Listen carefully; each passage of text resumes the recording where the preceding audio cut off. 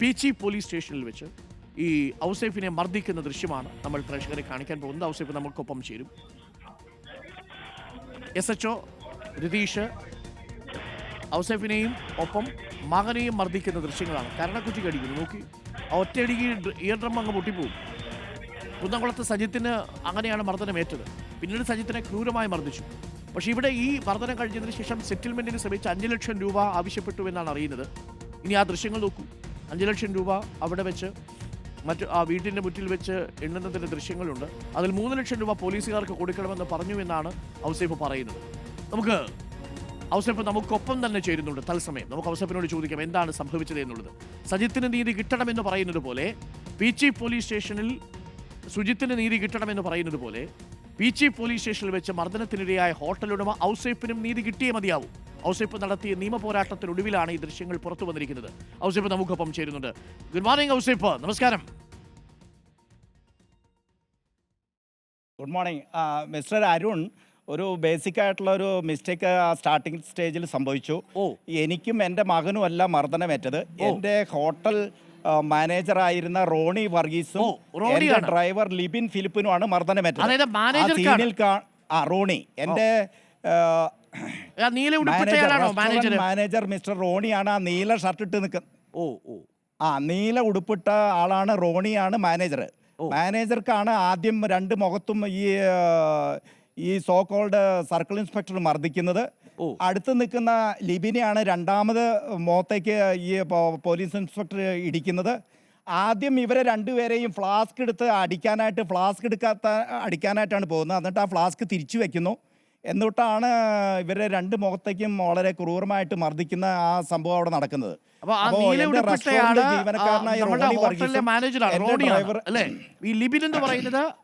ജീവനക്കാരനാണോ?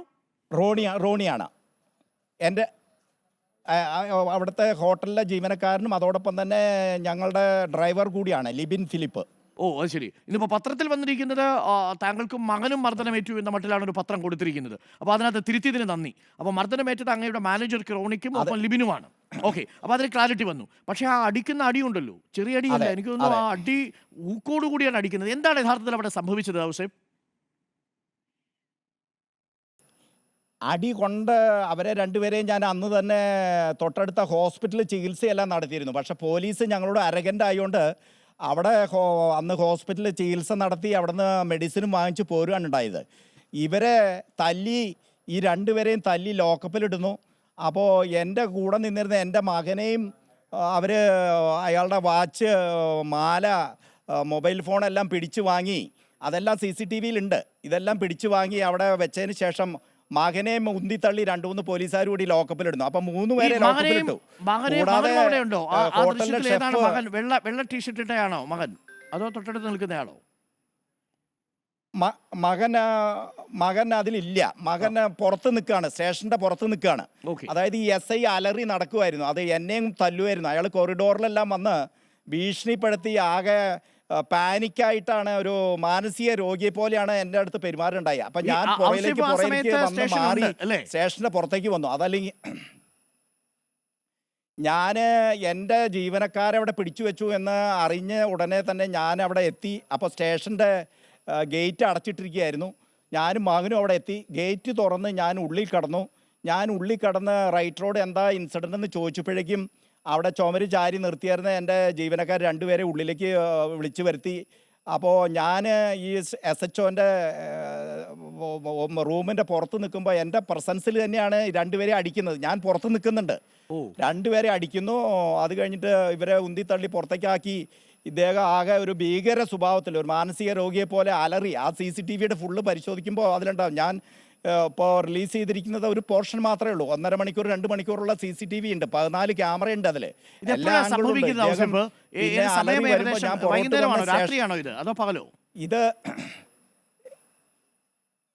ഇത് സ്റ്റേഷനിൽ നടക്കുന്ന കാര്യങ്ങൾ ഒരു 6 മണിക്ക് ശേഷമാണ് നടക്കുന്നത്. വൈകുന്നേരം 6 മണിക്ക് ശേഷം. അപ്പോൾ ഇവരെ 4 പേരെ ലോക്കപ്പിലാക്കിയിട്ട് ഇദ്ദേഹം ഒന്ന് കൂൾ ഡൗൺ ആയി. ഇദ്ദേഹം ആകെ ഭ്രാന്ത് പിടിച്ച മാതിരിയായിരുന്നു.